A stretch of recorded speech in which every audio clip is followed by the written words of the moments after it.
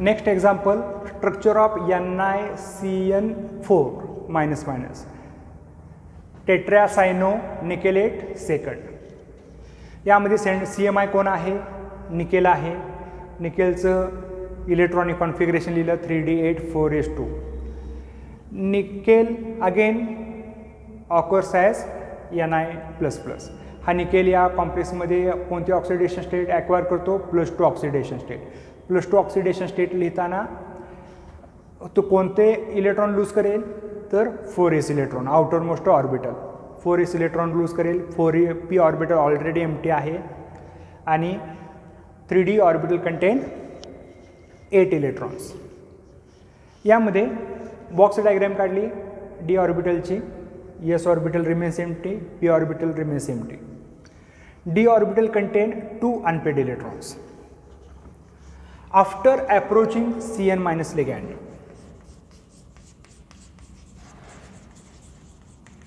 approaching 4 CN- ligand, pairing of this unpaired electron, pairing of d orbital, pairing of d electrons.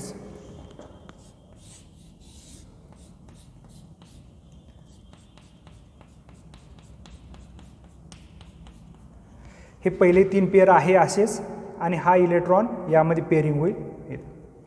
Why this pairing start or pairing occur? Because of the strong field ligand. Due to the strong field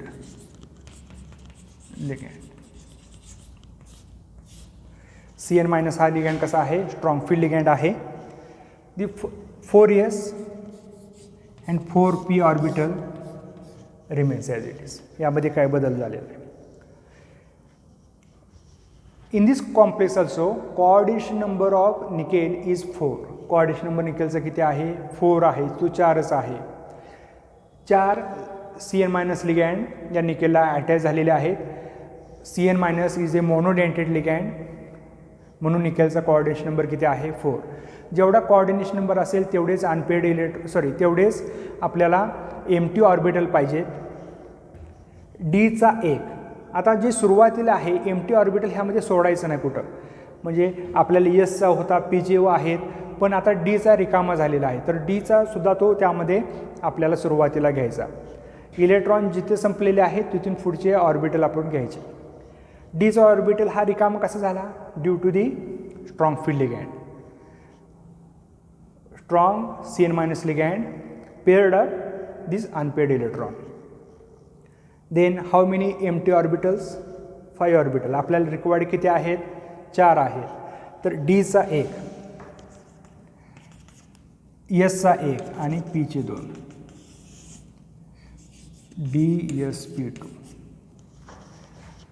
DsP2 hybridisation होईल.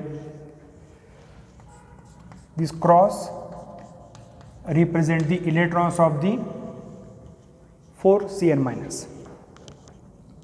X electrons of 4 CN-. एक bond तयार करण्यासाठी 2 electron. हा Donno group आहे CN- ligand. It donate pair of electron. तो एका वेळेला एक पेअर इलेक्ट्रॉनची देणार आहे. त्यामुळे 8 इलेक्ट्रॉन किंवा 4 पेअर यामध्ये येतील. Now explain the geometry.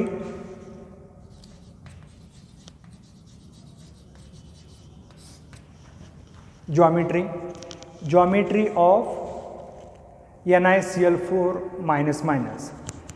Hybridisation कोणतं आलेलं आहे? DsP2. सो हायब्रिडायझेशन DsP2 असेल तर जॉमेट्री कोणते येते? Square planar.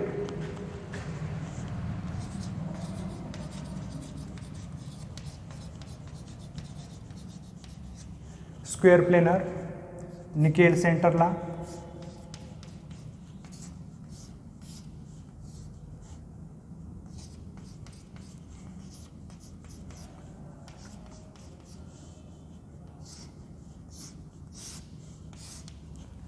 हा NiCN4 चार्जेस ह्यामध्ये इथं लिहूया आपण मायनस मायनस. हा निकेलचा कॉम्प्लेक्स आहे. यामध्ये या कॉम्प्लेक्समध्ये आपल्याला पॅरामॅग्नेटिक कॅरेक्टर, लो स्पिन, हाय स्पिन ह्या प्रॉपर्टीसुद्धा एक्सप्लेन करायच्या आहेत.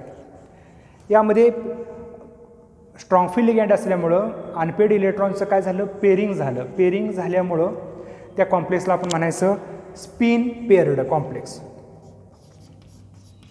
Spin paired.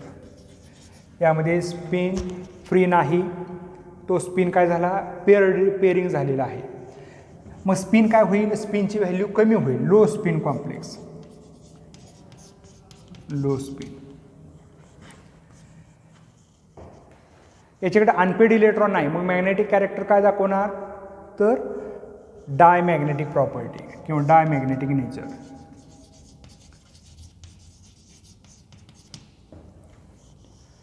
याच्या अगोदरचा कॉम्प्लेक्स होता NiCl4. तो पॅरामॅग्नेटिक होता, हाय स्पिन होता किंवा स्पिन फ्री होता. NiCN4 मायनस मायनस हा कॉम्प्लेक्स कसा आहे, स्क्वेअर प्लेनर आहे, स्पिन पेअर्ड आहे आणि डायमॅग्नेटिक आहे. तर ह्या प्रॉपर्टी काय झाल्या, बदलल्या due to the strong field ligand. NiCN4 minus minus. Now we go towards the tetracarbonyl nickel. Tetracarbonyl nickel हा कॉम्प्लेक्स आता आपण बघूया.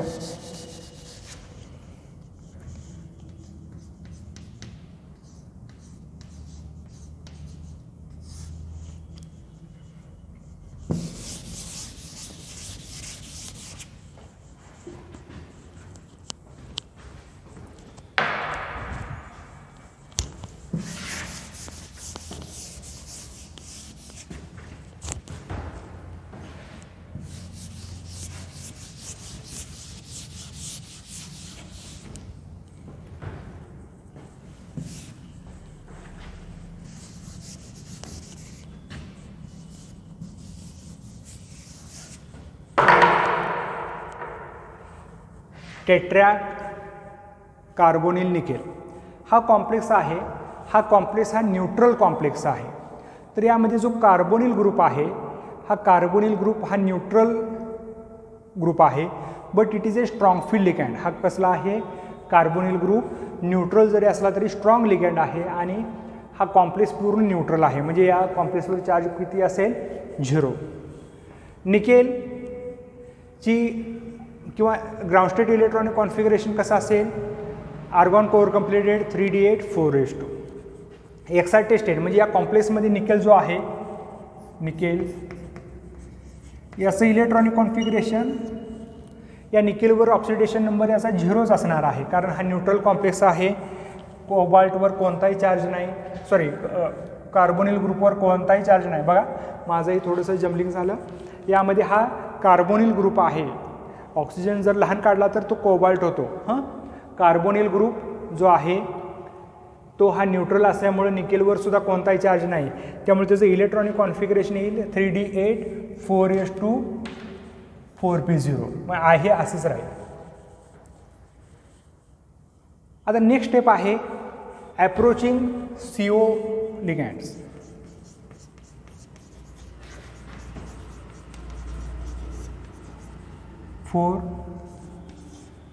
CO ligand.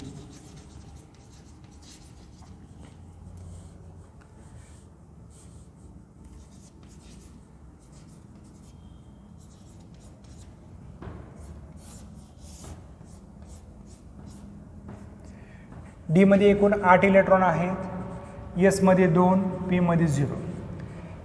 3d8 1 2 3 4 5 6 7 8.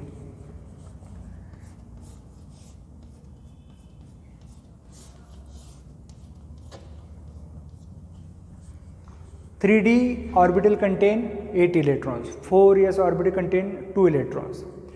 After approaching carbonyl ligand is a strong field ligand. These 4s electron transport to 3d orbital. हे काय होतील, 4s मधून 3d ऑर्बिटलकडे shift होतील. का तर हे स्ट्रॉंग लिगँड आहे. Strong ligand carried out pairing. हा एक इलेक्ट्रॉन आला, हा दुसरा इलेक्ट्रॉन आला. So 4s orbital remains empty. हे काय होईल, 4s ऑर्बिटल रिमेन्स एम्प्टी. या कॉम्प्लेक्समध्ये निकेलचा कोऑर्डिनेशन नंबर पुन्हा किती आहे, 4 आहे. Coordination number of nickel in NiCO4 is 4. हा कोऑर्डिनेशन नंबर किती आला, 4 आला. जेवढा कोऑर्डिनेशन नंबर असेल तेवढेच एम्प्टी ऑर्बिटल आपल्याला पाहिजेत. एम्प्टी ऑर्बिटल मग आपल्याला 4 रिक्वायर्ड आहेत. ह्या ठिकाणी एसचा 1, पीचे 3. They combine and undergoes hybridization and form hybrid orbitals. 4 hybrid orbital यांचं नाव काय असेल, sp3. sp3 हायब्रिड ऑर्बिटल हे तयार होतील. आणि या sp3 हायब्रिड ऑर्बिटलमध्ये इलेक्ट्रॉन जे कार्बोनिल ग्रुप देणार आहे ते यामध्ये काय होतील, अकोमोडेट होतील.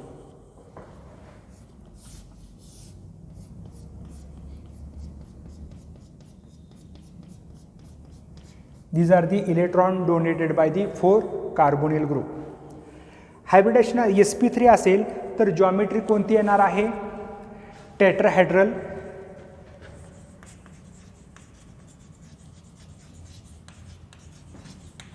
जॉमेट्री टेट्राहेड्रल येणार आहे. टेट्राहेड्रल जॉमेट्री मध्ये निकेल हा सेंटरला,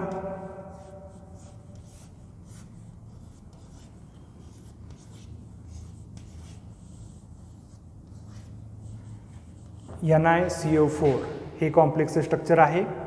या कॉम्प्लेक्समध्ये अनपेड इलेक्ट्रॉन अजिबात नाहीत. त्यामुळे हा कॉम्प्लेक्स कसा असेल, डायमॅग्नेटिक, किंवा याला दुसरं नाव आहे लो स्पिन डायमॅग्नेटिक, किंवा लो स्पिन, किंवा स्पिन पेअर्ड.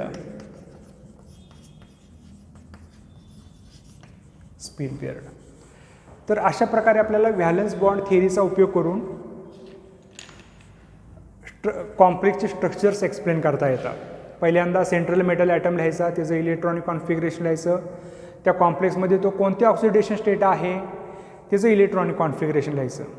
आणि ते लिहिल्यानंतर जेवढे कोऑर्डिनेशन नंबर आहे तेवढे एम्प्टी ऑर्बिटल असणे आवश्यक आहे. तेवढे एम्प्टी ऑर्बिटल असतील तर ते इलेक्ट्रॉन अकोमोडेट करायचे. याच्या अगोदर तो कॉम्प्लेक्समध्ये जे लिगँड्स आहेत ते स्ट्रॉंग फील्ड आहेत का वीक फील्ड आहे ते बघायचं. अमोनिया असेल, CN- असेल, कार्बोनिल ग्रुप असेल, these are the strong field ligand. They pairing up, ते काय करतात, अनपेड इलेक्ट्रॉन असतात काय करतात, पेरिंग करतात. आणि त्यामुळे एम्प्टी ऑर्बिटल ते स्वतः तयार करतात. Cl- Br- हे वीक फील्ड लिगँड आहे. ते काय करतात, जे ऑर्बिटल दिलेलं आहे त्या मेटलनं तेच वापरतात. आणि त्याच्यावर मग जॉमेट्री किंवा स्ट्रक्चर त्या कॉम्प्लेक्सचा डिपेंड्स आहे. अनपेड इलेक्ट्रॉन असतील तर पॅरामॅग्नेटिक, नसेल तर डायमॅग्नेटिक. ओके. तर याच्यावर नेहमी CETला प्रश्न असतो, which of the following complex is a diamagnetic, which of the following complex is a paramagnetic, किंवा या कॉम्प्लेक्समध्ये अनपेड इलेक्ट्रॉन किती आहेत. अनपेड इलेक्ट्रॉन NiCO4 मध्ये किती आहेत तर 0 आहेत. याच्या अगोदर कॉम्प्लेक्स बघितलं, unpaired number of unpaired electron present in NiCl4- किती आहेत NiCl4- मध्ये तर 2 आहेत अनपेड इलेक्ट्रॉन. अशा प्रकारचे MCQ यामध्ये तयार होते. Okay, thank you.